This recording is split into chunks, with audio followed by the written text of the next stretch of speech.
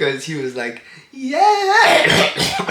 Team is looking a little rough, a little dusty.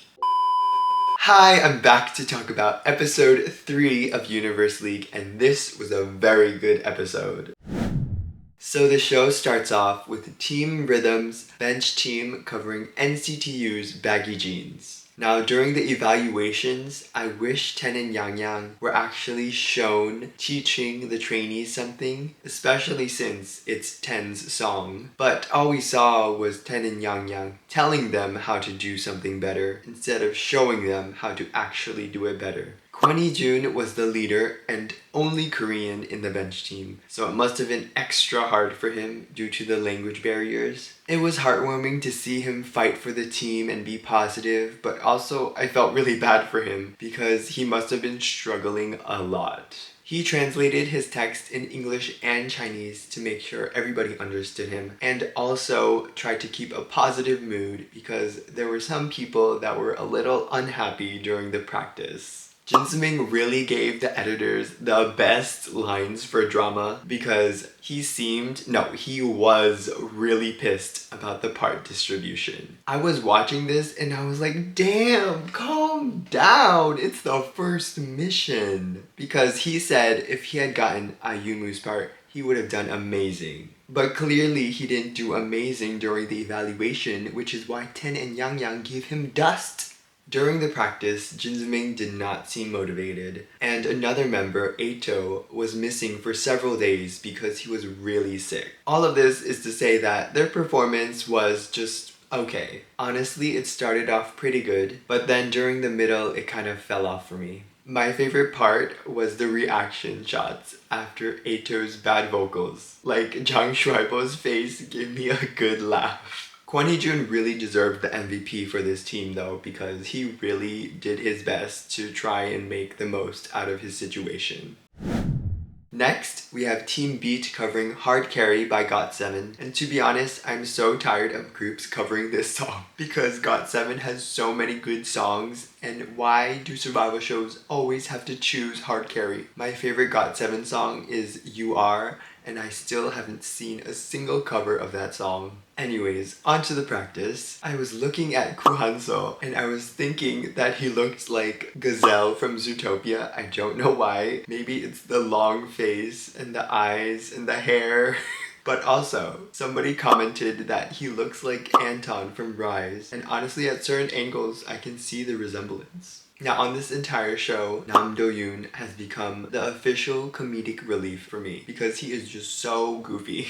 His personality reminds me of Kim Sung-min from Project 7 because both of them are really hardworking despite the difficulties of learning everything for the first time. And they're both a little goofy and clumsy. Han-seo seemed to be a very good leader because he had very high energy and he was very passionate, and the other members also followed him in that aspect, which led them to have a very good performance. So I was a little surprised with the results of the live voting, but more on that later. When the trainees were given a chance to appeal for votes after the performance ended, Nam Do-yoon was acting all cute, and then they panned to Koo Han-seo and he lifted up his shirt, exposing his abs, and I was like, what? Not in front of the children! Not now! Oh my god! You should have been doing that during the performance!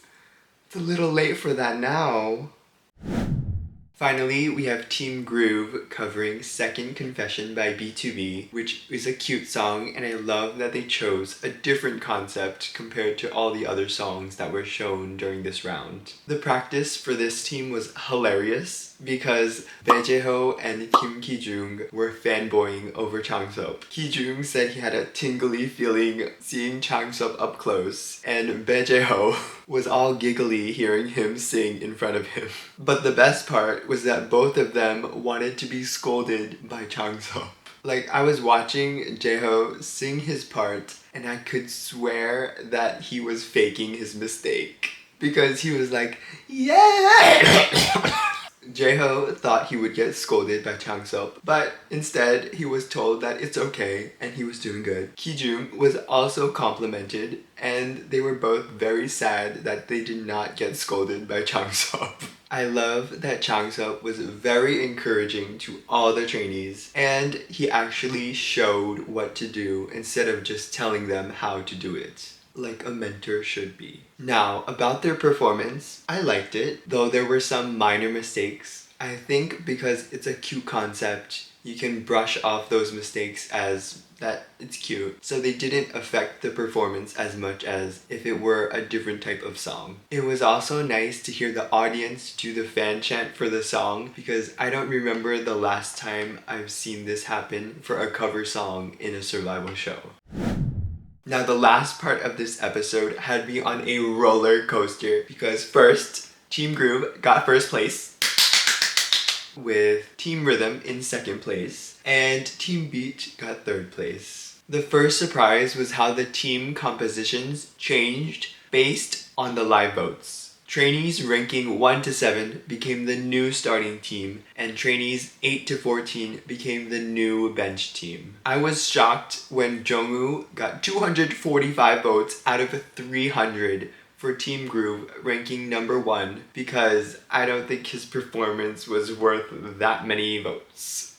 However, I was happy that Bae Jae-ho got number 7 and he was added into the new starting team. The second surprise was that the yellow cards were also determined by the live votes. I thought the mentors would assign the yellow cards based on who they evaluated was good or bad during the entire mission, but that was not the case. Nam Do-yoon getting 6th place in Team Beat threw me off because we all know he did not do the best out of all 7 of them in that team. Look at El Capitan and Yu-gyum's face when he was announced as number 6. The third surprise was the trade ticket rule, which they suddenly threw in out of nowhere. First place, which was Groove, got 2 trade tickets. Second place was Rhythm, which got 1 trade ticket. This part of the episode got me so good. I was on the edge of my seat, waiting to see who would be traded. When Changseop announced that he would be taking Koo Han-so from Team Beat, in exchange for Lee Zu-wei, who ranked number 14, I was amazed. He also exchanged Hiroto, who ranked number 4, for Kwon Hee-jun in Team Rhythm. I see the vision, Changseop. I see the vision.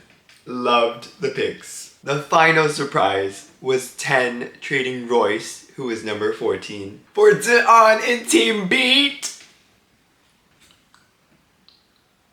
And then we got Anyul saying that Team Beat is doomed if they lose Ungi or Zeon, and they lost Zeon. I was laughing, but I also felt a little bad because let's be real, Team Beat is looking a little rough, a little dusty, a little dry. But I'm sure they'll be alright. Maybe.